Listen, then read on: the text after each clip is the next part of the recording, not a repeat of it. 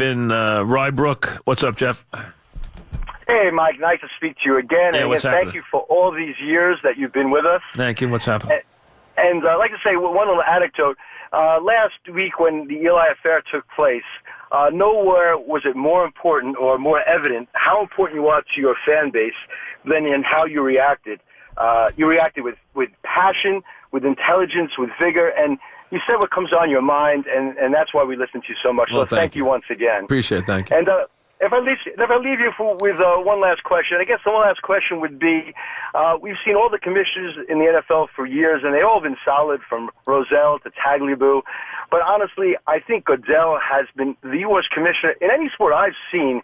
He has not carried the players one bit. The fans do not like him. He's handled everything that's come his way wrong. Maybe getting money for the NFL owners is good, but other than that, he's handled everything else terribly wrong. And for them to pay him all that money, I don't get it. Am I missing something? Yeah, you are missing something. What you're missing is that Goodell is the movement of the commissioner from where the commissioner was years ago to where the commissioner is now. The commissioner now is, and he plays that far more aggressively than the other commissioners do. The commissioner is an employee of the owners. He is not the guy who people think is Kennesaw Mountain Landis, and he's there for the good of the sport, and he's there to make sure everything is fair. No, he is an employee of the owners. He is not there to play it down the middle. He is there to grow revenue and protect the shield. That's it. His job is to beat the players at the collective bargaining game. His job is to keep them from being able to hit them for any outrageous amount of money. His job is to squeeze the networks, to grow the revenue. That is his job, and he takes it incredibly aggressively. He doesn't hide the fact that that's his job. He treats it like he treats it like he's got a cash register at his side. That's how he does it, and that he's got the green eye shade on, and all he's doing is counting the money all the time. That's how he plays it, and that's why he is never a guy who is ever able to be the face of the sport. He's never able to be someone who can talk for the whole sport because the players don't like him or trust him. The fans don't like him or trust him. And he has no respect from the other entities of the sport. He is a hired killer by the owners. That's all he is.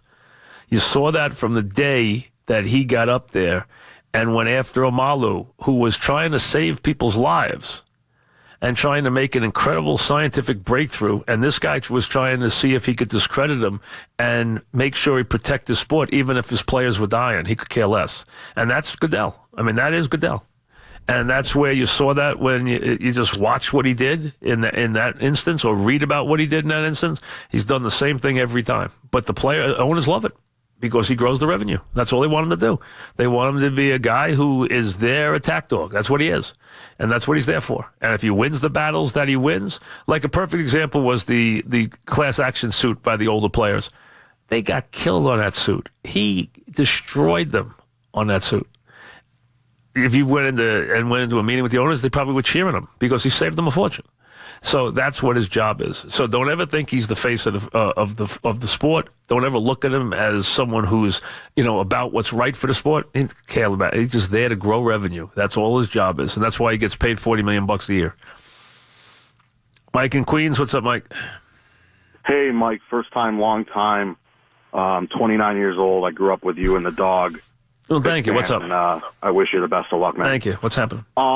My question for you is, what more would it take in your eyes for Tom Brady to do to be, your number one quarterback? I know you've gone on and on about him, being number 2 or 3. First of all, I don't try to find the guy who's number 1 or anything because there's great quarterbacks. My point about Tom is, though, and I think Tom's an all-time great player. I mean, he's among the greatest players who ever lived, no question. But is he an undisputed number 1 quarterback? I don't think you can say that because. So what more would he have to do? Here's my point. 3 more. If we've again, has Tom Brady been you separate the sport into different parts. Is he the best Super Bowl quarterback ever? No.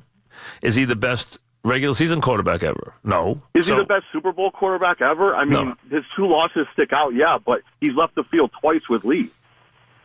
His defense gave up leads. What more could you say about that? Well, he didn't put up any points in those games. He left the field with leads. What does that mean? What does that mean? Under 3 minutes left. What does that mean? It means he left the field with leads. So what does that mean? Does that mean they couldn't? But if the defense didn't get a stop, the 2011 team was terrible. Well, they didn't. Absolutely terrible defense. They didn't score 20 points in either one of those games. Okay.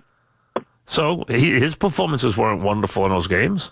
I mean, 7 Super Bowls, he's not allowed to get under 20 in a couple of them. The point is, though, you know what? His defense has got to be great every game. If his defense had let down in other games, but if his defense had let down in other games, he wouldn't have won. The first Super Bowl he won, he did absolutely nothing in. Zero. But so for the 16 years after that, he's carried the team. To say he's carried the team by himself is just crazy. I mean, he's been a great player, but the team has got plenty of wonderful players on it. It always has. They do. They have great always players has. But he's and a great coach. I mean, so it's a wonderful organization. I mean, it's a very well-run organization of which he's a very big part. But again, I mean, why is that important? I don't understand. Why is it that important? It's not really that important. You're right, but you refuse to acknowledge it. It's why would I acknowledge it if it's not true? My point is, what is your argument that he is?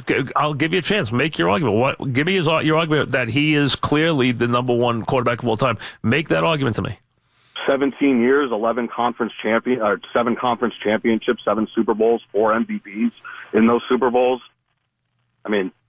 Okay. He's in the AFC Championship game every year. He's owned the AFC. Okay. Now, I'll give you a couple. His generational quarterback that he played against was Peyton Manning, right? Right. Who won more MVPs? Okay. I'm saying who won more MVPs? Manning did. And who won more games head-to-head in the playoffs? Manning did. Oh, okay. So, you know what?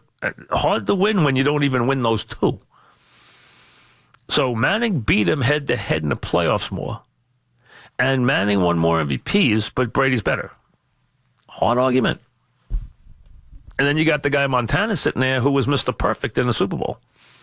So it's just a hard argument, that's all. So that's the point. Longevity's brilliant. You know, absolutely had great long career. But you know what? And you, I mean, we can, you know, as you talk about, he left the field twice with wins the last 2 years. If the other team had a brain, he loses both Super Bowls. And I'm not even bringing that up, but if they had a brain, he loses both Super Bowls.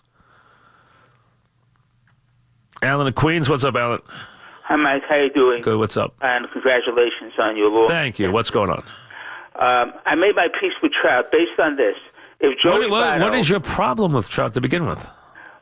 If Joey Votto had been Wait a second, what is your problem? You said you made your peace with Trout. Do you have an argument, Alan, that Trout's not the best player in baseball? Maybe not, but he's not MVP material. Certainly not last year with 74 wins. He didn't. He got hurt last year, and he was still the best player in baseball last year. He still was statistically the best player in baseball. He just didn't play enough games. He was still the best player. For the games he played, he was significantly the best player. That's funny. Tom in Lehigh, New York. What's up, Tom? Hi, Mike. How you doing? Good.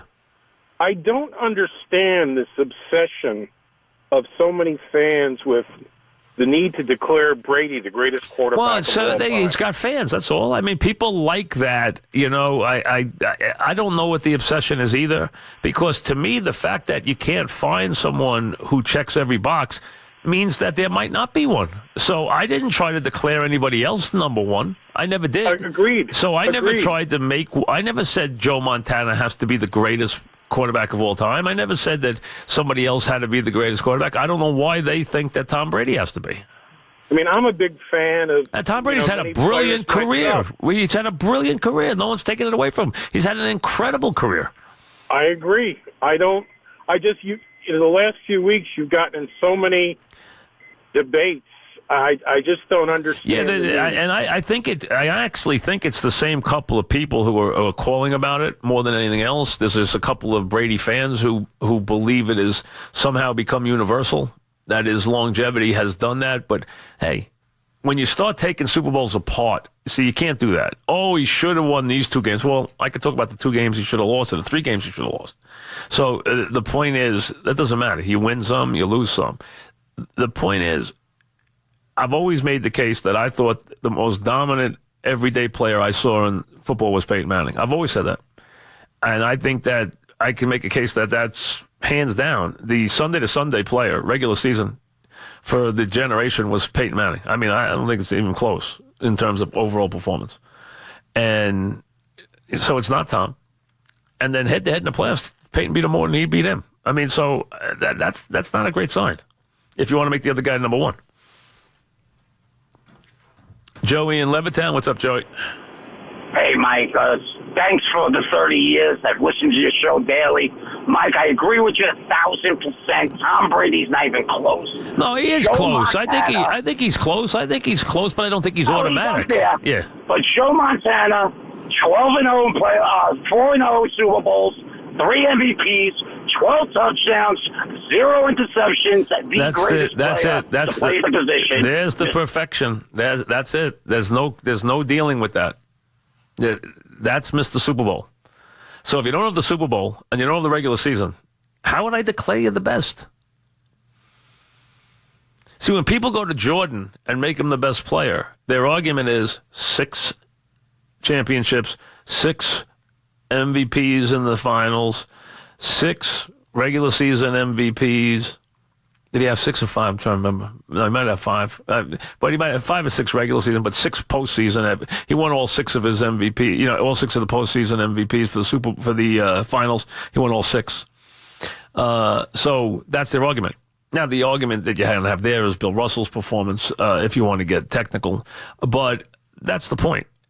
It's an easier one to make from that standpoint. Every time he got there, he won. He was the guy. The whole thing. Never lost in the finals. The whole thing. So that's the thing.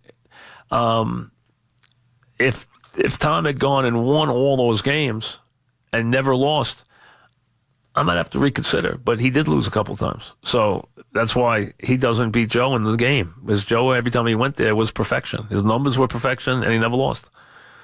Here's Mr. Met.